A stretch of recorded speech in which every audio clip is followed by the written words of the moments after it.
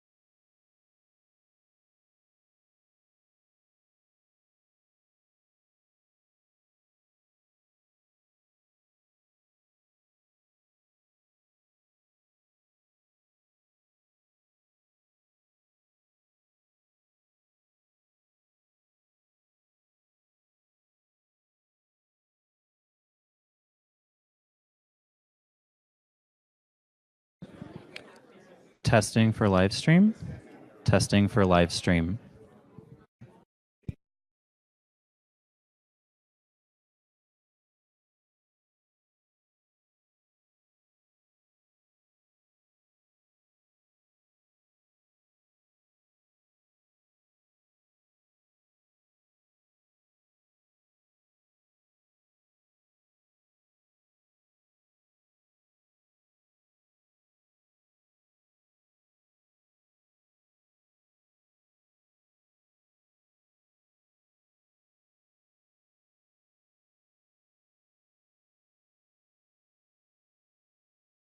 Okay. Oh, actually, y'all can all still talk amongst yourselves.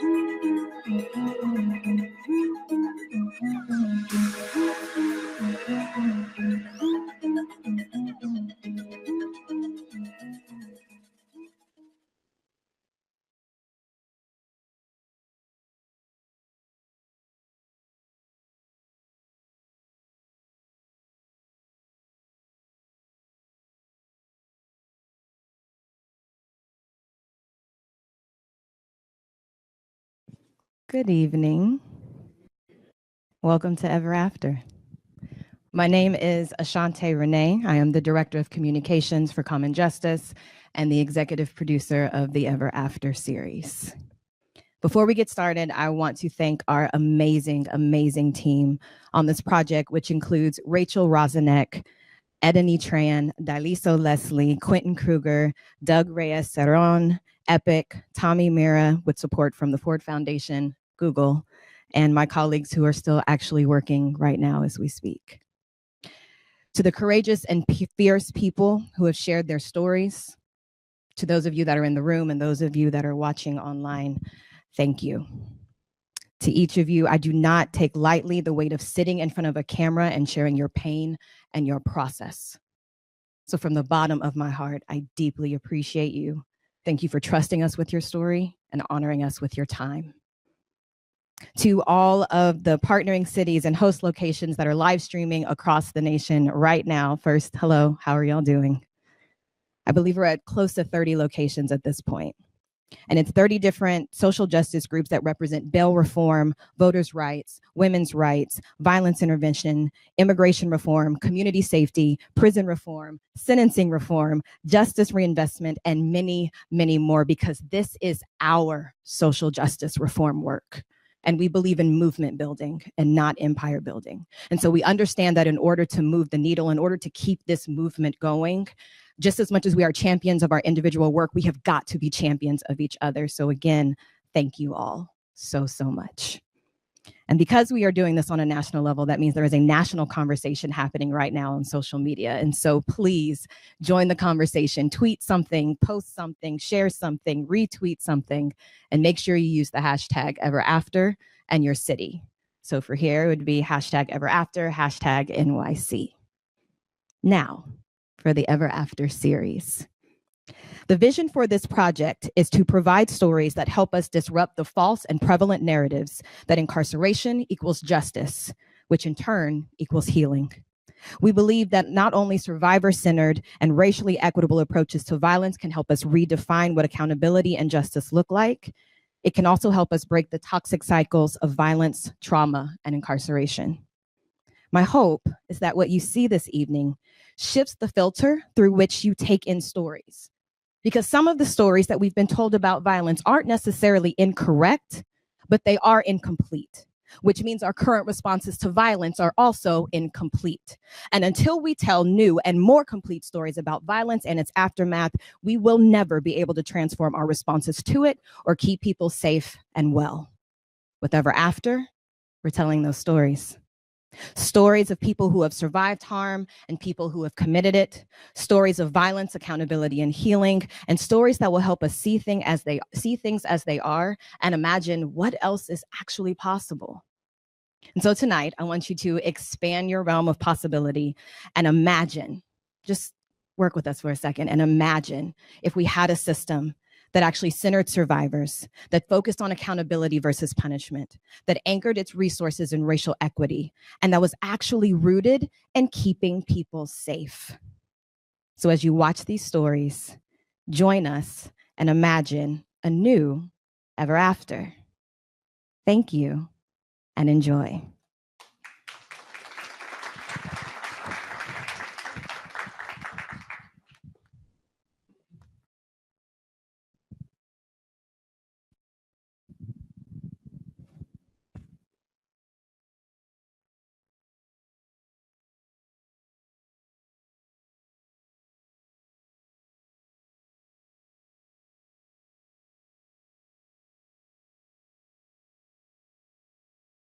When I was 6, I was making a nature documentary on cassette tape with my turtle, my pet turtle. I was all of a sudden surrounded by our neighborhood teens. There were a bunch of like poor white kids who didn't have any other outlet. We lived in a really poor town. We were like one of the few folks of color in our community back at the time. They told me that if I didn't do what they wanted, they would kill my turtle. I just was terrified for my turtle, mostly, than for myself. They had their hands on my underwear, and I didn't know what they wanted. I was confused, I was scared, and I don't remember much of what happened after. when you're a kid and you have strangers violating you for no reason, it's confusing. It's scary. Looking back, I don't know if the police would have believed me, you know? Group of white kids, little Asian kid, who are you gonna believe? When violence is so close to feelings around intimacy and like relationships with other people, it just kind of like burrows deep emotional lines about what you think is right or appropriate or okay. And so it made me vulnerable to future acts of violence. Hapkido, which is the martial art that I take, you're not trying to be stronger than your opponent, you're trying to be smarter than them. It uses their energy against them and their momentum against them. I was thinking of ways that I could tap into the anger and the rage, because I knew that if I tried to manage it or squirrel it away, it was just gonna grow and destroy me. A lot of what's available to survivors is tailored to white women. A lot of the public narrative about who a survivor is white women.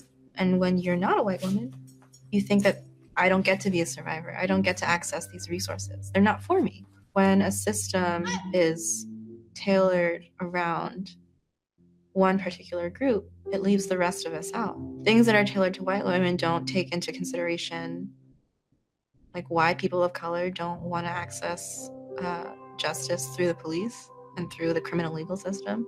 They don't take into consideration issues of immigration or language access. That's what happens when there's a single story. I think I would have wanted, first of all, I would have wanted a hug. Ain't nobody hugged me after any of this shit happened, you know? If I had a time machine, I would go back in time and hug my little self. Be like, it's okay. It's not your fault. That's what I wanted the most. Like, in the immediate aftermath, somebody I trusted and loved to tell me that it was okay and it was not my fault. The most. I think that would have been the most helpful. And then after that, a system of care that would have centered me and asked me what I needed, right? Rather than assuming that it knows the best for me. Because the system now assumes it knows the best for everybody. But that's just based on a few people's stories. To get to something more equitable means believing and not discrediting survivors of color, including queer and trans survivors in the conversation, not assuming that violence is happening from a man to a woman. It's making sure that services are available in a lot of different languages, that they're accessible to people with disabilities, that they don't assume that what a survivor wants is prison for the person that harmed them, that's affordable for poor folks. The measure of affordability is determined by us and not by the system. Because, what do they know about what I can afford? An equitable system is one that takes everybody's story into account, or that assumes that everybody's story is a possibility.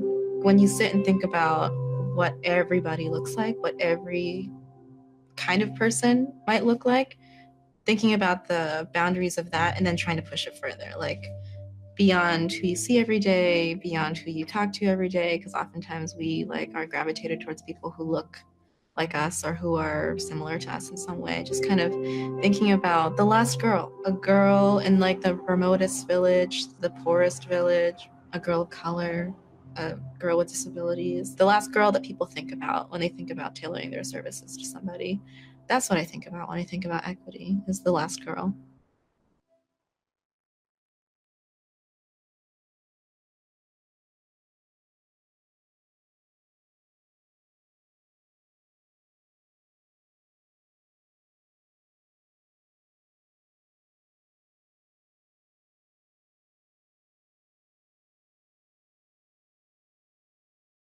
The current criminal justice system, the way I feel that they treat survivors is that they are a second party. Reality says they're the reason why we even have this proceeding going on, is because this was done to them. They are not part of the process. They only get to fill the role that is allotted them to fill. I don't think we were ever looking for justice for Kathy as much as we were looking to have people understand that she was a woman of dignity and worth. We had called all the hospitals and everything. There was nothing. No one had heard from Kathy. And because of her addiction problems, she had some low-level arrest for prostitution and lookout and all these other little things. it made it very difficult to engage with law enforcement. She still didn't deserve to die the way that she died. So we spent a lot of time defending who Kathy was, that she was loved, that she was somebody's daughter, that she was somebody's sister, somebody's aunt. I feel like they treat survivors as the outsider or something to be used as part of whatever it is that they need to accomplish. If they need a longer sentence or whatever it is that they feel that they need from that survivor, is I think that that's what the criminal justice system wants from them. They don't want them, once it's in the criminal justice system, they don't have another role. And everybody has a role, but the survivors or the victim, everybody kept saying, we just want to get the family's closure. The only closure that they could give families or survivors or victims or any of that stuff is the finality of the proceedings. Is the only kind of closure. They're not giving back your loved one. And justice just looks different to different families because everybody has a different kind of expectation of what justice is. So, and for some people, justice is that the person is locked up forever and ever. And for other people, it's, you know, maybe just being able to have a conversation. I've got to be able to have a conversation with this person just to see if they, you know, to find out about him, to know more about him. I need something that shows me that he's human, you know, that he has feelings or he cares about something. All the way up, I was so excited about the meeting because I was finally going to be able to sit across from him. My mom was finally going to be able to forgive him if she felt like that's what she still wanted to do when she sat across from him, you know, and just that we were just going to be able to have a conversation. I thought that was just amazing. We had the conversation with him, and the dialogue was very interesting. And, you know, he wasn't what you might call remorseful about what he had done. He had just kind of put it over here and said, you know, can't change it. So it is what it is. And he wanted the death penalty. He wanted it. He wanted it quick. So he didn't want to have his mandatory 3 appeals. So, you know, it was a very interesting conversation. And like, you find out a lot that you put through your lens, and you think you know how someone else is feeling, or you're trying to, or I'm thinking that, you know, like it's eating him up every day, thinking about like what he's done. He can never undo what he's done. So how do you live with that? But that's my lens. That's not his lens. And we're so quick to throw people away. What we missed was the idea that somebody failed them at some point way before they ever hit this system. If we're constantly putting people in a system that we failed, then how do we expect a different outcome? I want to value human life. You know, the story of the person who, you know, got mugged jogging. And it's like, you know, yeah, you incarcerate her mugger. That's not going to make her feel safe about going out there jogging again. What is it that she needed? What she needed was somebody to run with her until she felt safe enough to run by herself. You know, so people are a great resource if you allow them to be that resource. You know, we know best what are our needs, what are our wants. We know best those things. And what is it that I might need today? I might not need that tomorrow. But that's why things got to be organic and they got to be moving.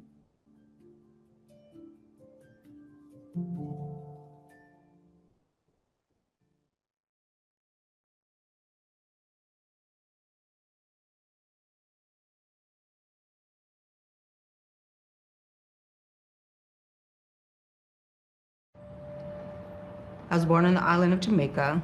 By the age of 6, I was introduced to a couple. I started hearing stories of this magical place, and it was called Disneyland. They asked me if I wanted to go and would I like to see it, and as any child, of course I wanted to go.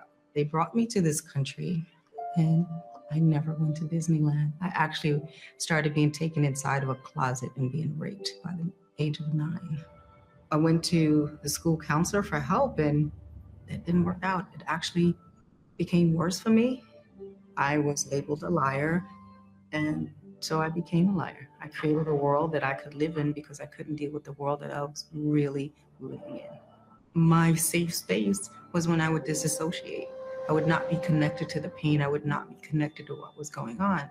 I had to figure out how best to survive. And the only way a child knows how to survive is just by not feeling. And that's what I did for a long time. One of the things that I recognized that self was the hardest person to look at. We have these so-called mirrors in solitary confinement. There was nothing else to look at but this raw person. It was painful. I could not look at her because I felt she was ugly. I felt she was everything else other than who she really was. And I just started looking. I started accepting her. I started loving her. I started seeing her true self. I saw the ugliness too, but the ugliness wasn't so much hers as it was situations and things that she really started to believe and feel it was her fault. And once I started stripping away those layers, I saw a human being. I saw Donna. It's where I started finding myself. Because either that, find myself, or kill myself.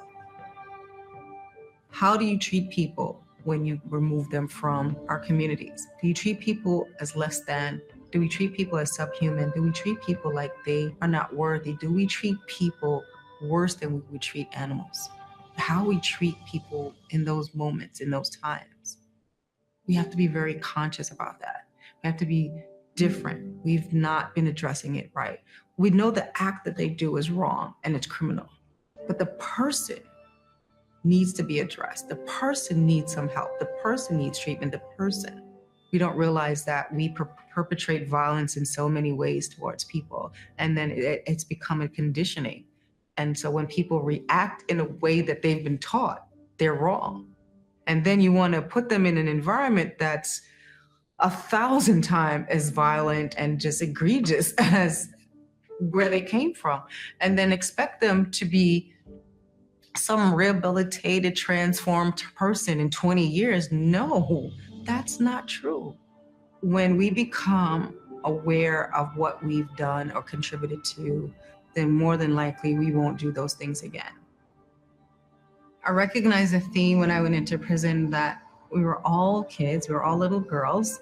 It started from there, and there was not one adult figure in our lives that responded in a way that we needed them to respond as children. Healing for me was forgiving.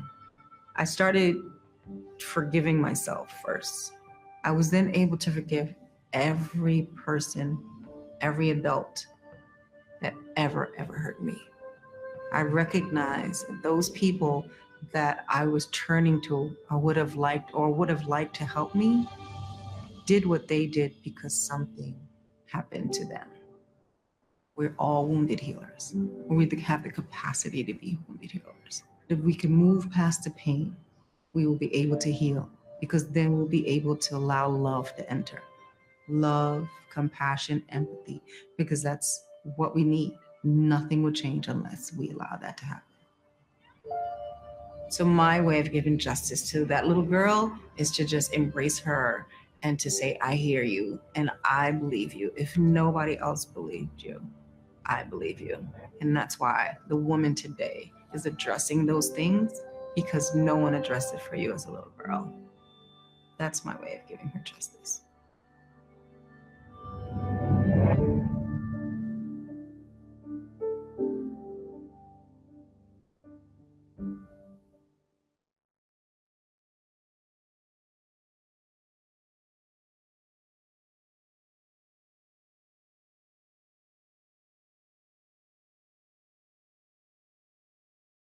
Three months into the program is where you basically would get into this thing called restorative justice circle, where you meet the person that you had this big traumatic ordeal with, and you sit around and you talk about what happened that day and also what you could do to fix it. We're told that we can bring support people. I automatically asked for my mother and my aunt to come. I waited for it to start. I looked them up and down repeatedly. I looked for every reason to say I wanted to leave that room. We started having that conversation about what happened that day. I feel like I'm a person who's very connected to feeling. So like I automatically start looking at my mother's face and I start looking at my aunt's face. Cause I'm trying to get a feel of, are we still in that open place? Or did we just go to that armored place? Like, we ready to get down to this room, I guess. And I watched my aunt. My aunt is one of those women that's like, men need to cry, men need to let things out. We wouldn't be killing each other, right? That's her main slogan. So I seen her and her head starts moving like this, in agreement while my brother's crying. And they pause and they stop. And she continues to go, mm-hmm, mm-hmm. And I didn't feel that urge to jump over. I didn't feel that urge to act out my anger that was in that day. I felt still. I felt like there was something happening and I wasn't supposed to be resistant to that thing by saying anything at that moment or doing anything. I was just supposed to be there. So I shut up and I stayed there and I felt. And I looked at the guy that we harmed and I said, that day, I went outside to protect my brother, but I didn't know I was actually hurting another one. I felt myself choked up. I pulled it back. I looked him in his eye and I said, I'm sorry. I looked at his mother and I said, I'm sorry. I looked at my mother and I said, I'm sorry. And I just went quiet. It paused for a while. I gave his mother a hug. She gave me a hug. She surprised me because at the end she kissed me on the cheek, right? And I'm like, she gave me the affection that she would give her son, right?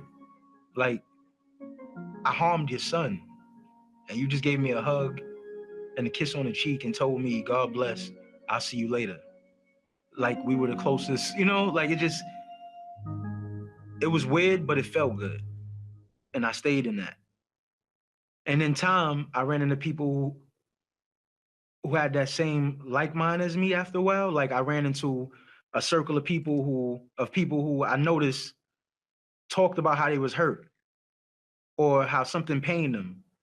And nobody flinched in the room. Nobody said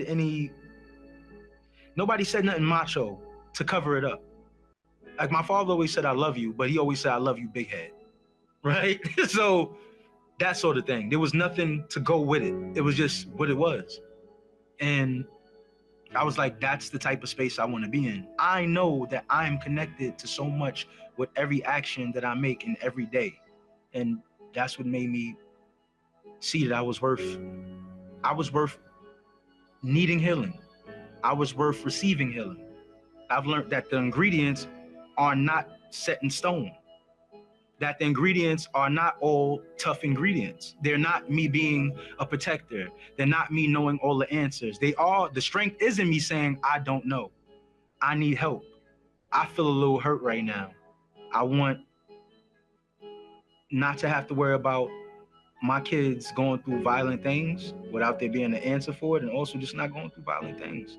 And I want them to be able to speak about the violent things that are going on with them and them not feeling like they have to mask it or have to be strong enough to go through that thing. I want them to have all the things and the supports that I got for myself. Point blank, everything that I value at this moment makes me the man that I am. And none of it says hiding my feelings. None of it says striking out, when I'm angry, attacking people. I want to be loved, and I want to give people the same love. If you said who you are as a man now, I would say I'm feeling. I'm emoting. I'm a safe space. I'm a father. I'm a carer. I'm a caregiver. I'm a community activist. I'm Penny.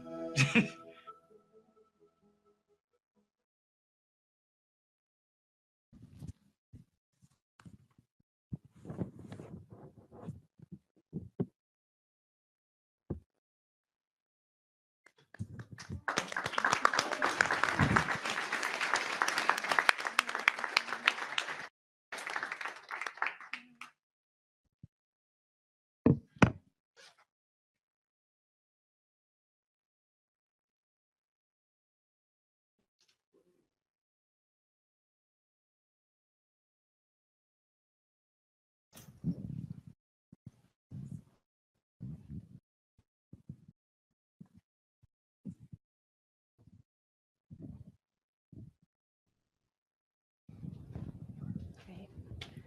So thank you. Can we offer just another round of thanks for all of that?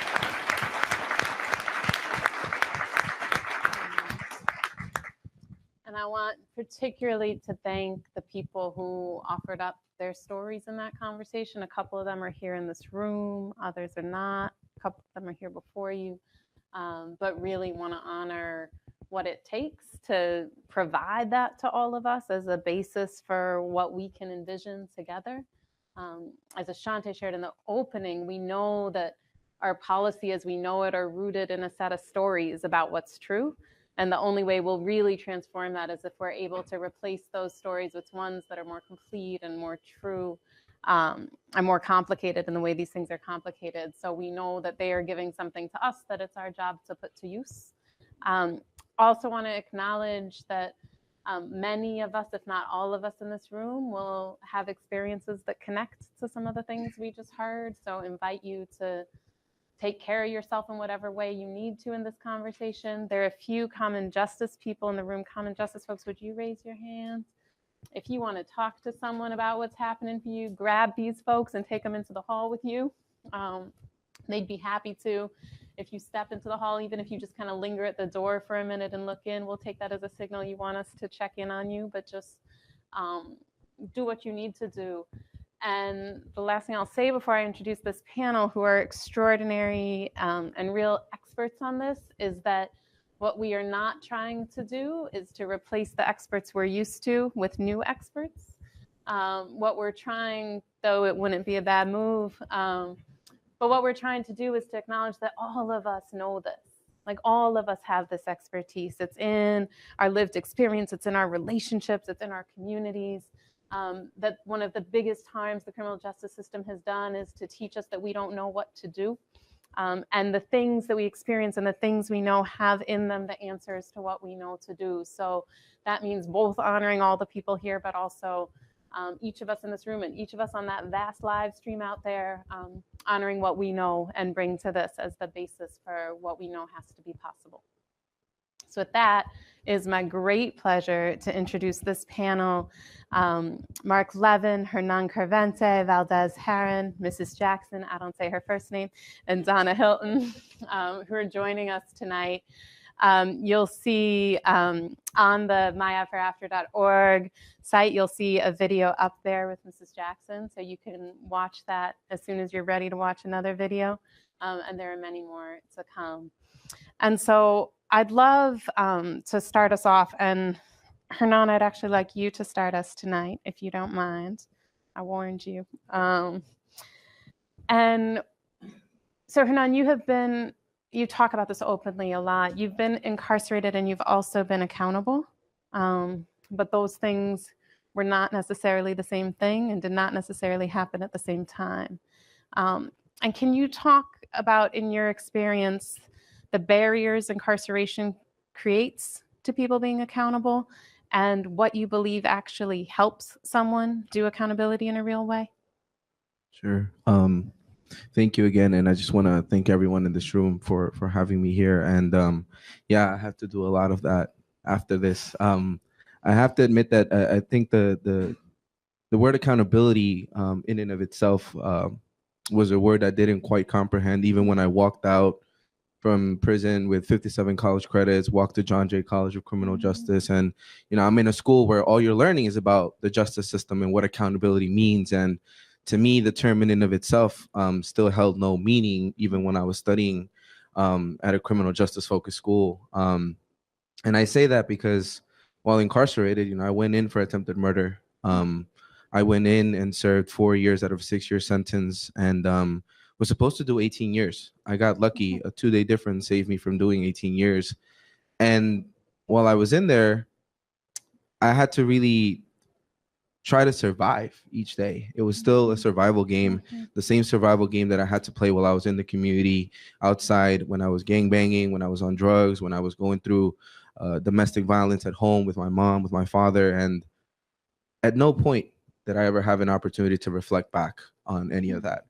At no point while in the community and at no point while in prison did I have that, when, you know, I'm watching my peers being thrown to the ground, when I have staff telling me that I'm the worst thing that I've done and that I'm basically incapable of doing good in life because of just the things that have led me to that point in my life. And so I think at no point did I ever really think about the word accountability during my time incarcerated, because I didn't have a space to be with myself. In reality, I was there surviving the system and not being there with myself.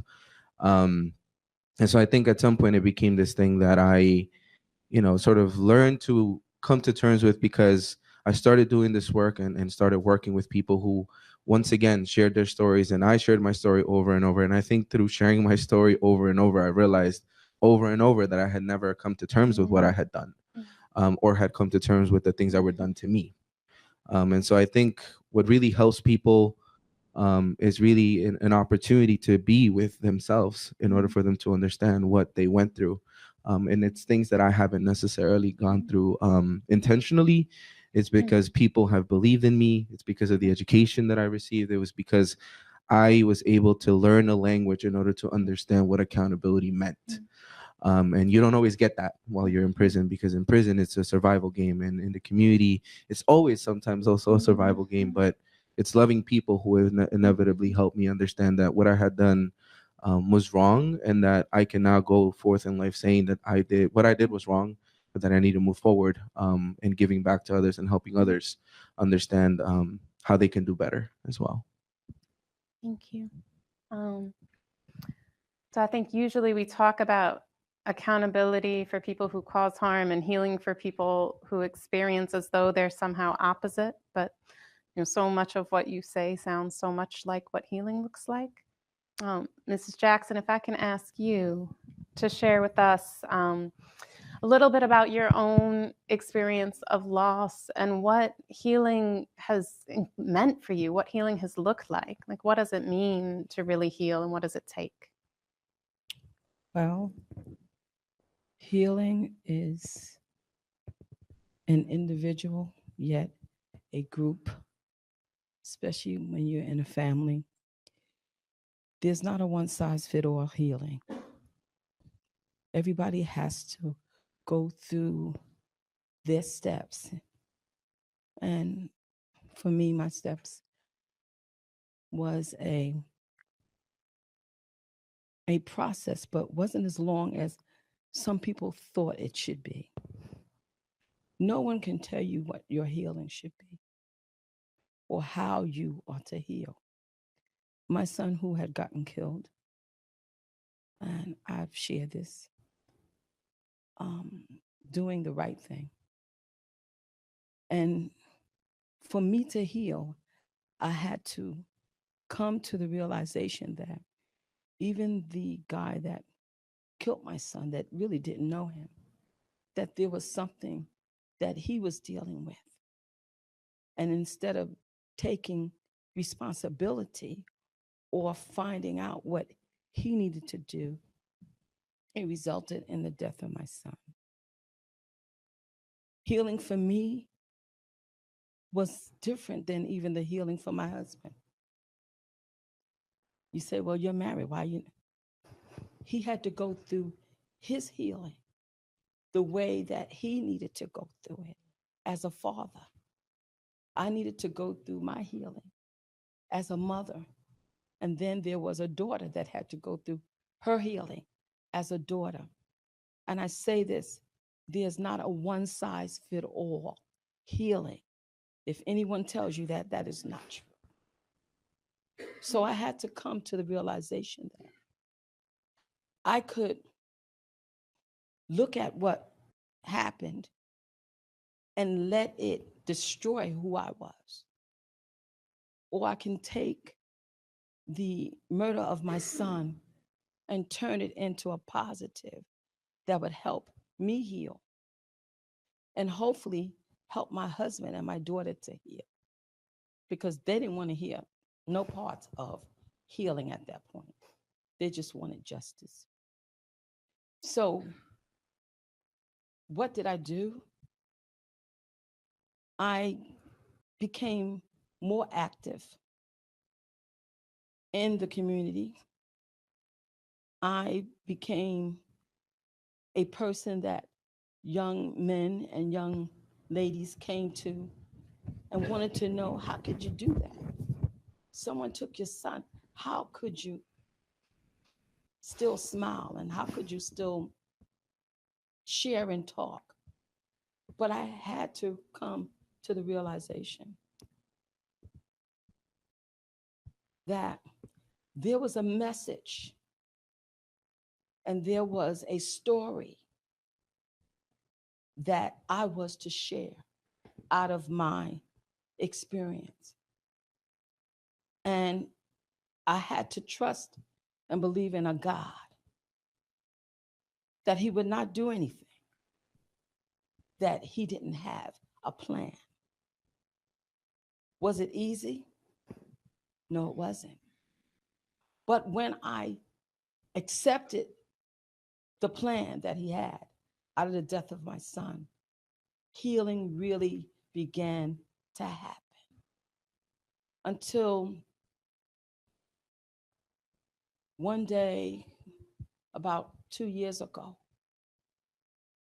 the guy that killed my husband was released from prison. Now, was we a little, not my husband, I'm sorry. Oh, and that's my husband. Okay, all right. You know what I'm saying? Bring it back, bring it back. No, he is much alive and well, okay? Okay, that is my husband, okay? At least he, okay. Now, I don't know what's gonna happen after I go home, but right now, okay. But the guy that killed my son, and one thing too, you don't know whether you are healing until you're put into a situation that will cause you to have to make a decision that you normally would not make or want to make. And again, my husband was at his level, I was at mine. He was a little upset with me because he didn't think I should be talking to this one and that one and the other, but I had to do what I needed to do for me. And so one day we are coming home on the train, and the A train, and we are pulling into the J Street and Borough Hall station. And we had gotten a call from the DA saying that the guy, he was being released and wanted to know if we wanted to appeal it and all that. But we had to make a decision. Do we take ourselves back through that? Or do we continue to heal and move forward? But we decided to not do that. But anyway, on the A train, and the train pulls into J Street and Borough Hall, and the guy that killed my son got on the train.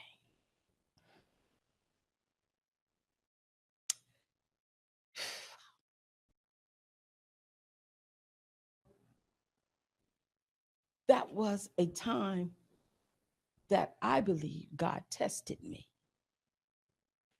You can talk about healing, but you have to show it. And God knew that my husband wasn't ready for it. So he put him to sleep on the A train. I'm not sleeping on the A train. I'm not sleeping on the A, the B, the C, or the 1, 7, or whatever. But he had him go to sleep. And when we pulled into the station, the guy was about right here. And I had my hand on his knee. And I said, Lord, what do I do? Do I wake him up? Or do I let him sleep? And the voice said, let him sleep. He's not ready for this. He's not ready. And so I just kept my hand on his knee as he was sleeping. And the guy looked in my eyes and I looked in his. And he said, he did just like this. And I just stared at him. He came and sat directly in front of me. And I looked at him and he looked at me. Not that he was handsome, but I looked at him and he looked at me. But again, it was part of my healing process. I had to understand that I had reached that point in my life that I would be able to see this young man. But he wasn't comfortable. So he got off at the next stop. And for the longest, I kept that and never even told my husband that I saw the guy because he was not ready. He was at a different spot in his healing than I was. So for me, and for anyone else that experiences this, my healing process would never be like yours. Yours could never be like someone else. But when you accept the stages that you have to go through, and one of the biggest ones is forgiveness. No one knows what that young man was going through. And so therefore, I had to take that into consideration. So there's not a one-size-fits-all healing, just like there's not a one-size dress or pants that fit everybody. That's why they have different sizes. And you have to take the size that is dished to you and let it fit by how you wear it, how you take care of it, how you share it, how you deliver it, even on the days that you don't feel like delivering it. How do you take what you've gone through and turn it around so that other lives can experience what it is to forgive, to move on, and to be able to become strong in a community? Thank you.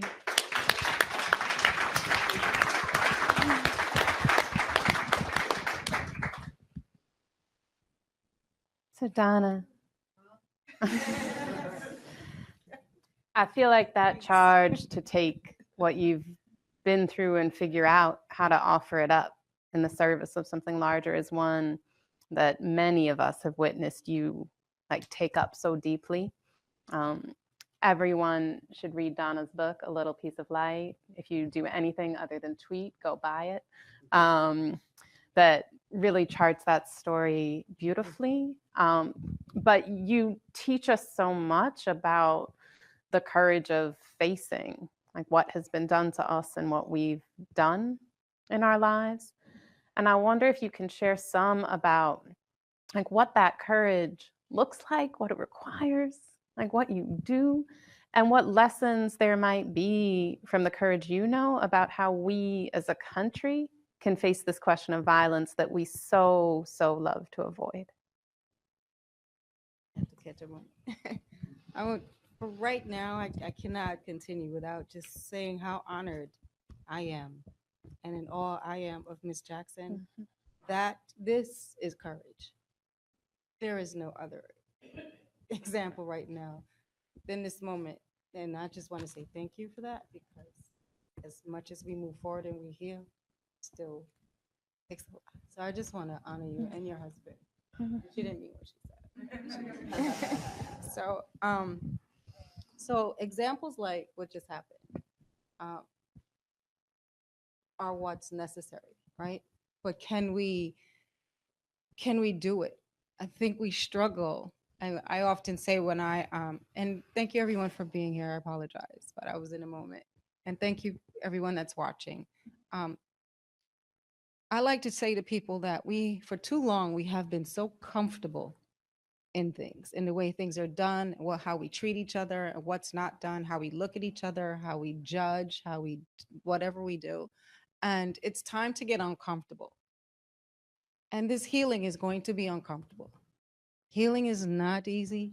It doesn't come with a quick fix. It doesn't come with cushions, and doesn't come like that. And healing is a process, and it just doesn't happen overnight. My healing started when I went through the gates of Bedford Hills Correctional Facility, and immediately recognized that the majority of the women and girls at that time in 1986, when I got there, were had been abused, had violence happen to them at some point, if not their entire lives, like me. And I recognized it. And as a kid, as a young person, you think you're alone in your pain, in your hurt, your trauma, and so you think you're isolated, right? And then to find out that you're not. For me, I was happy when I realized that I wasn't alone in my pain and my trauma, but I got pissed off in the same breath because I realized I wasn't alone in my pain and my trauma and the abuse and everything that happened to me. There was not one woman, not one young girl that I met like myself who did not have a story to tell, who did not have a story to tell. And so that says something. And as a young person, I didn't know what I was going to do and how it was going to come about, but it happened over the course of 27 years. And some of it, like I said there, happened in solitary confinement. Solitary confinement inside of a very abnormal environment, very violent environment. You can't understand how you could even live through something like that. But we have the capacity to do so many great things. We have the capacity to do and to be better. And I started recognizing that when I was in solitary confinement. And what I had to, I think I said it in that video, which is my first time seeing it, not bad. Thank you. It's like, whoa. Was that to heal, to start, we have to start with self first. We can't project it onto anyone else because it's not somebody else, right? In the moment, no matter what it is, if we have caused harm to another or someone has caused harm to us, we have to start with self first, just like Ms. Jackson says. And what does that mean in that moment for you, right? And so for me, I had to go back to that little girl that no one listened to. Everyone had shut down. They'd silenced her, wanted to paint her as a liar, and had no one to turn to. The people that said that they were her mother and father were her worst abusers. Went to school. The school counselor took the side of my mother, who was, allowed the abuse to go on, because I know now as an adult, she absolutely knew everything that was going on. And it's sad, but I had to start thinking, like, what happened? Why does a person do that? And I recognized early that we don't do things unless we're taught. All we're born knowing is love. When we're born, that's the only thing we know. Human touch, human connection, humanity within each of us, right? That's all we know when we're born. Love, unconditional love. Everything else is taught. Everything else is taught. And what can be taught can be untaught. What can be taught can be untaught. So I don't subscribe to that, oh, we can never go for, we can never. No, that's not true, because I did it, and I know a lot of women and men who have done it and are doing it. So it's possible. And so for forgiveness and going through everything that I did, I had to start looking at myself and loving myself. Because when you go through abuse, when you have been violated in so many ways and so many times, you lose a sense of yourself. You actually lose your complete self. You don't know who you are, what you are, right? You become what others tell you are. And so you have to find yourself, and that's forgiving. Because when you look at it, when I was looking at it, I realized that everything that a person had done to me from the age of 3, I owned it and I carried it and I thought it was mine. I didn't know where I was in there. I couldn't find myself in there at all. And so I had to start digging deep to find myself, to get that little girl and to pull her out of there and to start talking to her. And it's not, like you said, Ms. Jackson, an easy process, but it is possible. I want you to know that this work is not easy. It is very, very uncomfortable, very, very uncomfortable for so many reasons, but it is possible. It is possible. We have to get uncomfortable to start healing and start moving forward. We cannot afford to be stuck in our stuff. We can't afford to be stuck in anything at this time. Look what's going on around us. It's so commonplace. We know that this country has incarcerates every kind of trauma, poverty, every kind of violence. Poverty is violence. It starts there. It starts there, right? It's targeted. It's designed very well.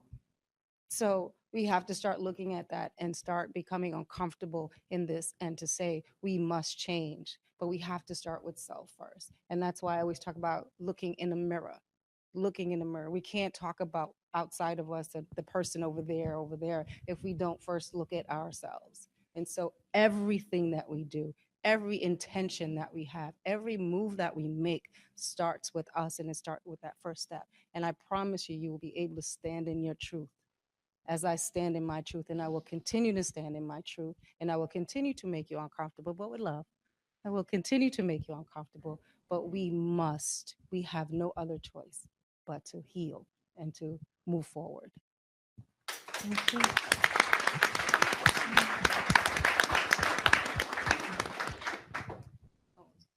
So a lot of times in these conversations, we arrive at the point of understanding, if we weren't there already, that what we are doing now fails by every critical measure of what it's supposed to deliver, by humanity, by justice, by safety, by fairness, by pragmatism, all of it.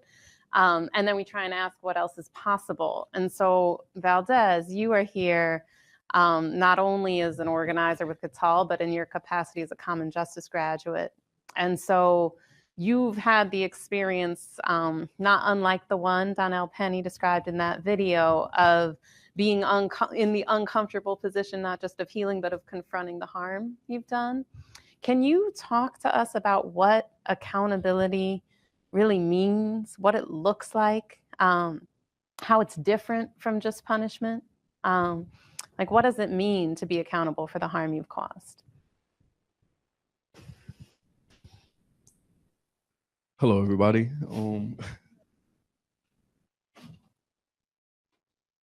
All right, so how I view accountability. I say accountability is being liable for something you did, being able to answer the questions to what you've done. Yeah, being able to answer the questions to what you've done. As far as prison go and punishment and accountability, it's been long thought that the punishment of going to prison causes people to be accountable, which doesn't really show to be a fact. What I'll give an experience from my experience, what led me to being accountable, going through the common justice program while I was there, while I was a client of common justice, I was a responsible party, meaning that I caused harm to someone else. The fact that the way that I've learned on the harm that I've caused to that person was from dealing with that person directly, like learning from that person, learning from his family members, the pain that I've caused, not just to that person, but the pain that I've caused to that person's family. When I first learned about, like, when I first got into the program, my mindset was completely different from, like, when I heard about the pain that was caused, when I heard about, like, what happened to the person. And it wasn't really like much of a kid until I really started listening and I learned about empathy. When learning about empathy, I learned about putting myself in that person's shoes. I learned more about the pain that his family was going through, learned about the pain that he was going through. We come from the same neighborhood, and I knew that person. I also knew the person, and I would have to hear from other people that this person is, like, scared of being the person was fearful of being in the neighborhood. Their family wanted to move, and that person wanted to move. They didn't have the funds to do so. And the fact that I caused something like that, it played weight on me. So it played weight on me. So basically for me, learning the person's what he's been through and what his family went through, it helped me hold myself accountable for what I've done wrong and basically see where I was wrong at. I'll use my other experience to help clarify the situations. When I was incarcerated for a brief time, when arrested, I barely had time to think about the crime that I did. Like Hernan was saying before, like all I was thinking about was surviving, just making it through and making sure that I'm safe. There was no time to actually think about the crime that got me to the situation, that got me in that place. It was no time to focus on that, to actually heal myself and actually hold myself accountable for what I did. So with that being said, like looking at the two situations, it's clear that locking someone up and holding someone in bars, having someone incarcerated really isn't an effective solution to healing harm that's caused. It's better off having a community-based solution that can help the harm that was caused, and have that person realize what it is they've done and how they've caused harm to not just the person but to the community in a whole. Thank you.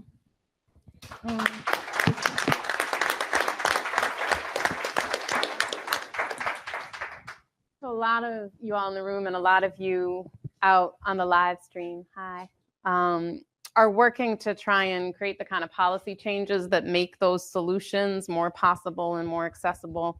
And I think there's an assumption that we can do reform for nonviolent crime, but once we come to the question of violence, we hit a brick wall or a river of fire or some other thing that we don't know together how to cross. Mark, from your experience, not only with policy reform, but in working with conservatives to develop an appetite for supporting progressive criminal justice reform, what do you think it'll take to get us to the point that we can tackle the question of violence in the policy arena? Well, I think the first step comes to acknowledging that the current system isn't working. Think of the current system like an ice cream parlor that serves only one flavor, let's say just chocolate. What common justice and kind of restorative justice process offers is we could have vanilla, maybe we have cakes, a totally different dessert. But over half the crimes, violent crimes, are not reported. The victim does not seek, or the survivor does not seek the justice system, does not want what's offered now. And so, and now, fortunately, we're seeing like Ohio just established trauma centers where people that even don't want to do prosecution can go and get services for their trauma who are survivors. But I think you look at it, the solutions, the only thing the system offers now is conviction and incarceration. And there's an irony in that, because a lot of survivors, they want answers. They want an apology. They want to understand the motivations of the person that's responsible. And most of all, they want an assurance that it'll never happen again. And the current system doesn't offer that. It's almost always impossible for the person responsible to talk to the person that is now the survivor. And the other thing that's, you think about incarceration. What are prisons about? Hopelessness, their exposure to violence in prisons, isolation, shame, and relying on gangs for protection. Those are a lot of the factors that led people to violence to begin with. And then they're repeated when someone gets to prisons, at least most of them in this country. There are some places like Connecticut that are making some good changes, kind of modeled after what I saw on my trip to Germany. But I think that you look at common justice, what they're doing in terms of people responsible for assaults, 90% of the survivors choose that versus traditional prosecution. So a lot of times those of us on right of center say, well, let's listen to what the person actually wants in the context of, let's say, school choice, for example. So why would we not do that here? Now, it's not a veto. We're not saying the survivor can demand whatever they want, but we certainly ought to provide an off-ramp from the traditional justice system that so many don't even avail themselves of. And also, it's a lot less government, by the way, than the traditional system of prosecution, which can take years and a lot of resources as well. So ultimately, I think you look at the outcomes, and you've had tremendous outcomes, Danielle, and people desisting, not harming others because they came face to face. They understood what it meant to be responsible for harm to another person, not just violating the words of a statute on a sheet of paper. So I truly believe that what we've heard tonight can be brought to any audience across this country, that there's a real desire and recognition that just government systems can't provide healing. Only people coming together through these types of processes can provide the healing. Thank you.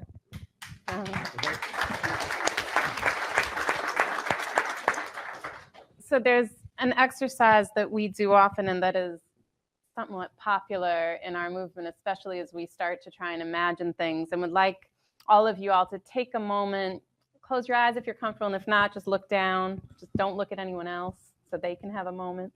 And think of a time where you felt safe. Think about where you were and who you were with.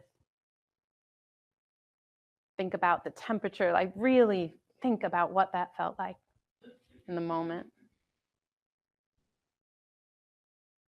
And now if you can raise your hand if that situation involved police, if it involved prisons. And yet all our conversations about safety are about police and prisons.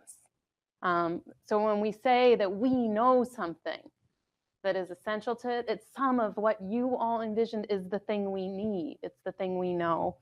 And so I'd like to come back to our panel and maybe start at the end with you, Donna, and ask you what actually produces safety? Like if we know incarceration has never kept its promise to keep us safe, what does produce safety? Right? That's not a quick fix. So I wanted to just say real quick about this exercise and what you just said about we don't envision police to be that or prisons. What we're seeing now, let's just be very clear, we're able to see it because of social media, is that our law enforcement are killing us, right? They're abusing us. They're doing so many egregious things to us that, I think that it's harder for us to even envision safety, because what you were led to believe, even though you know they weren't safe, you didn't see it to this extent. It is on a scale that we have never seen before, right? And every day, I just shared something last night when I was at a meeting late and I was on my way home, and I saw a picture or a post about a man with his baby in the stroller, pushing the baby on the bike lane in I think on the shore, Lake Shore, Chicago, and a woman calls the police on a man pushing his baby in the stroller, and the man just happens to be Black, and of course his baby happens to be Black, and there was just no understanding of that. And so what does safety look like?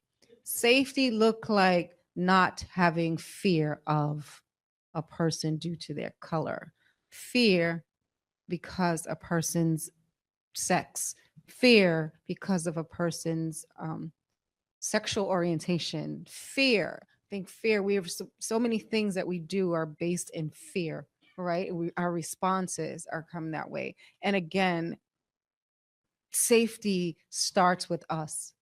Whatever you feel makes you safe will more than likely make your neighbor safe, right? What you want for yourself, you would in turn want for the other person. We are not in this world alone. We are not in this work alone. We are not here alone. We were not created alone. It is not the creation story. In any creation story, it's just not. So let's just come out and let's move away from that. We are here together.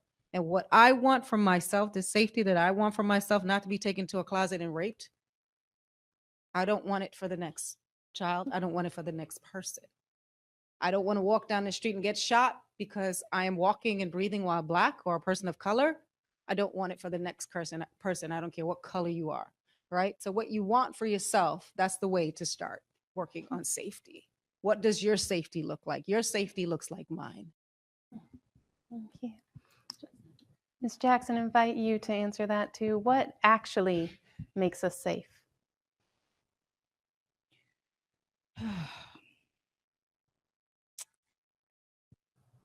Basically, what Donna has mentioned, what makes us safe is getting to know who we are and what our community looks like, and being respectful. What makes us is understanding. Once you get to understand the community, and the community gets to understand who they are.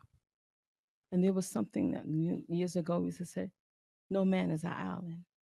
No man stands alone. Each man is our brother. And it doesn't matter the color of the skin. It doesn't matter whether you're young, old.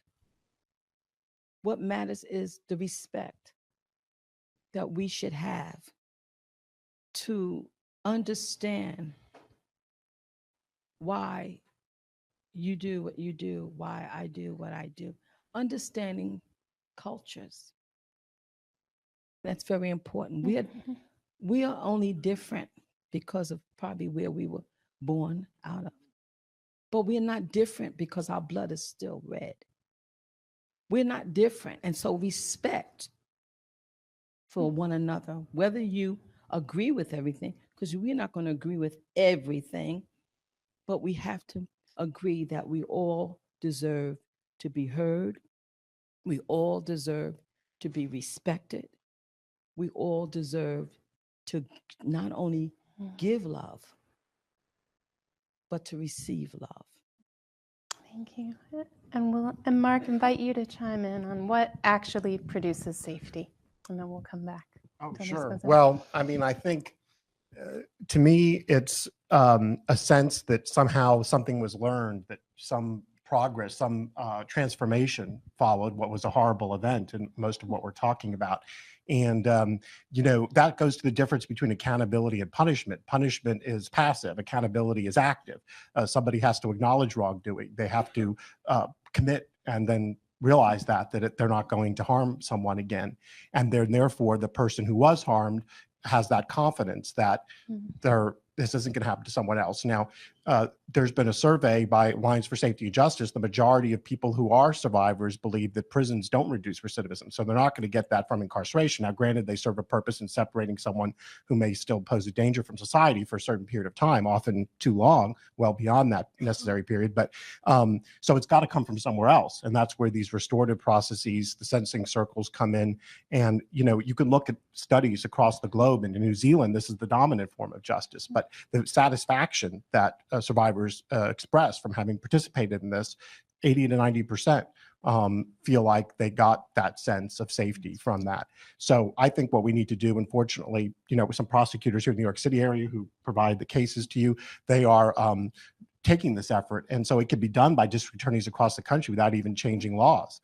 But I hope that we can provide that sense of safety to, and just alternatives to the sole option that the current system does, these off-ramps all across the country. Valdez, what actually produces safety?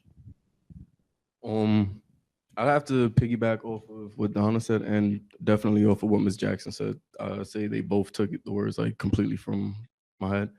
I'll start with what Donna said. Is 1,000% loving. Like, you have to love yourself first. And then also, is the same way you love yourself, you have to love others. The same way you want to be treated, you treat others with that same exact way, that same exact dignity that you want, you give that to others. And also with understanding, like, understanding is a complete necessity. Understanding others' differences, like, that's the major thing. Understanding the differences between you and others.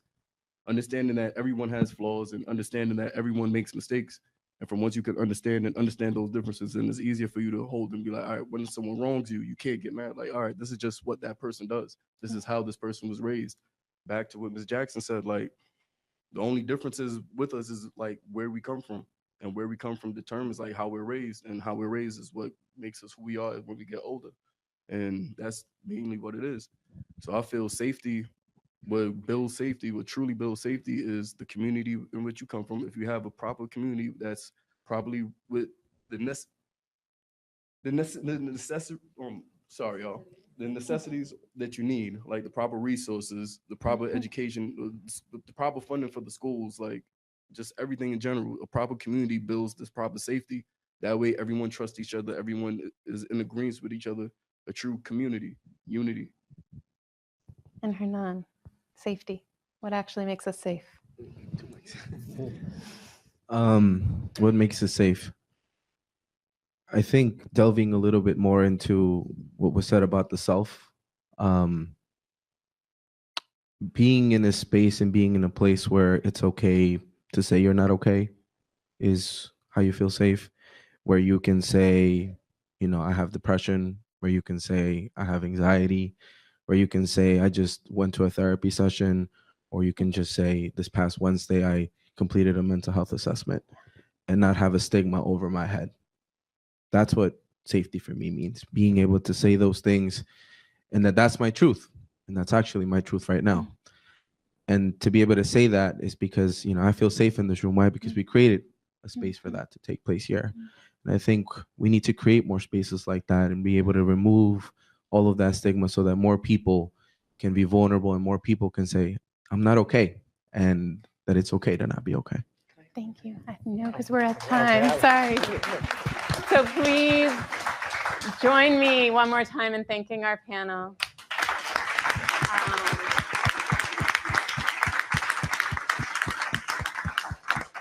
And I'm going to make you keep clapping as you join me in welcoming back and thanking our Director of Communications and the executive producer of those videos you saw, Ashante Renee. Thank you all. Thank you. All right. You got all the mics. You get all the mics. All the mics. All the mics. Okay, we'll stay this way so we can still speak to everyone on the screen. Thank you all again for coming out. You will notice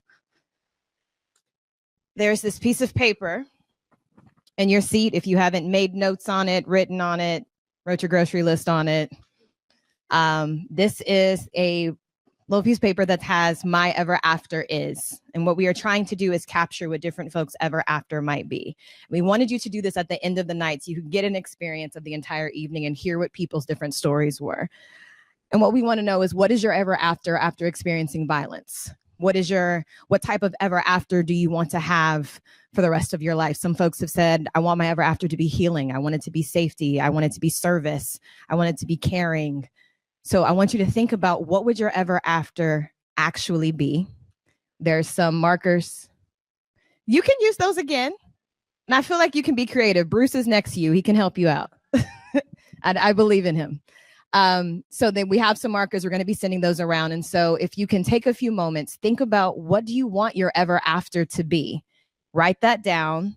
And if you can, post it up on Twitter, post it up on Facebook. We're actually trending right now. We're number 6 on Twitter right now. So thank you all so much for that.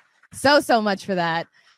Post your image up. Make sure you don't get anyone else's face in your photo, please, unless they have given you permission to do so.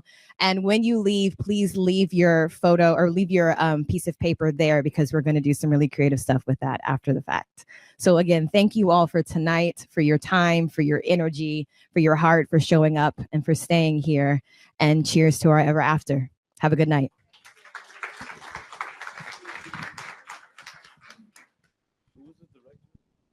You want to meet the director? The director.